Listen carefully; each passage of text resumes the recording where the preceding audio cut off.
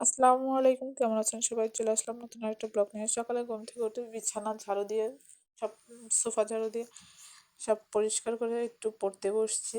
পড়া শেষ করে বিরিয়ানি রান্না করতে চলে গেছিলাম।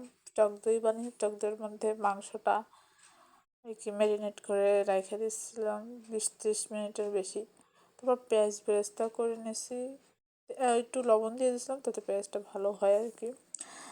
আর একটা পাতিলে তেল, পেঁয়াজ বেরেস্তা, আদা রসুন বাটা, মরিচ গুঁড়ো দিয়ে এরপর মাংসটা দিয়ে কিছুক্ষণ নাড়াচাড়া করে কষিয়ে নিয়ে আর কি যেন পোলাও পাতা দিয়ে দিয়েছিলাম।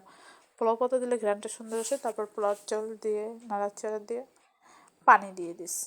পোলাও হয়ে গেছে 30 মিনিটের মধ্যে। তারপরেই তো শেষ খাওয়া দাওয়া আর কি। মজা হয়েছিল পোলাওটা আর কি।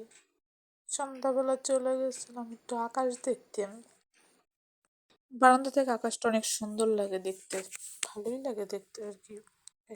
তো সন্ধ্যার মাগরিব আজানের পর চলে গেছিলাম আম্মুর কাছে। অফিসে একটু কাজ ছিল, তাই ওইখানে গিয়ে কিছুক্ষণ থেকে চলে আসছি। এরপর বাসায় এসে কেক বানানো শুরু করে দিই। 4টা ডিমের সাদা অংশ নিয়ে বিট করা শুরু করি। কিছুটা ফোমি ভাব চলে আসলে ডিম হালকা অল্প অল্প করে চিনি অ্যাড করে বিট করতেছিলাম, নয়তো বেশি দিলে সমস্যা হয়ে যায়। তাই তো কি ম্যারাংটা হয়ে গেছে পারফেক্টলি আর কি। তো তেল আর ডিমের কুসুম অ্যাড করে দেই, অ্যাড করে 1 মিনিটের মতো বিট করছি। তারপরে শুকনো উপকরণগুলো আস্তে আস্তে 5-6 বারে আর কি দিয়ে দিছি।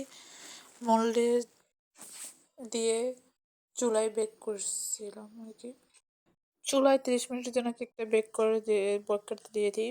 20 মিনিটের মধ্যে কেকটা ফুলে চলে আসছে আর কি। কেক শেষ। তারপর পিঠা বানাতে চলে যাই। চালের গুঁড়ি আর ময়দা নিয়ে আরেকটা পাত্রে পানি দিয়ে তার মধ্যে লবণ, তেল পরিমাণ মতো দিয়ে তারপর এই চালের গুঁড়ি আর ইয়াটা দিয়ে দিই।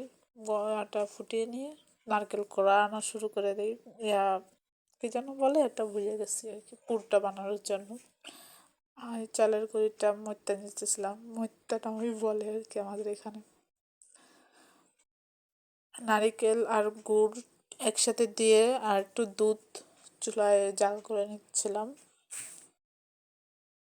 10 মিনিটের মধ্যে হয়ে আসলে শুকনো হয়ে গেলে নামিয়ে ফেলি। তারপর রুটির মতো বেলে নিয়ে তার মধ্যে পুরটা দিয়ে পরোটার মতো বয়ে বইটা নিছে আর কি। তারপর হয়ে গেছে ভাপ দিয়ে চুলায়। ওটা ক্লিপটা নেওয়া হয় না আজকে, সময় ছিল না।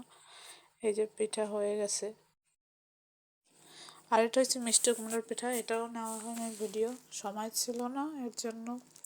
পিঠাগুলো সুন্দরই ছিল দেখতে। আর কেক হয়ে গেছে। এরপর কেক ডেকোরেশন শুরু করে দেই। প্রথমে বাটিতে ক্রিম লাগিয়ে নিয়ে তারপর কেকটা দিয়ে দিয়েছিলাম। ওটা নেওয়া হয় না ভিডিও। এই যে শেষ। সুন্দর ছিল কেকটা দেখতে। ফোনে অতটা ক্যামেরায় বোঝা যাচ্ছিল না রাতে তো, তাই। আল্লাহ হাফেজ।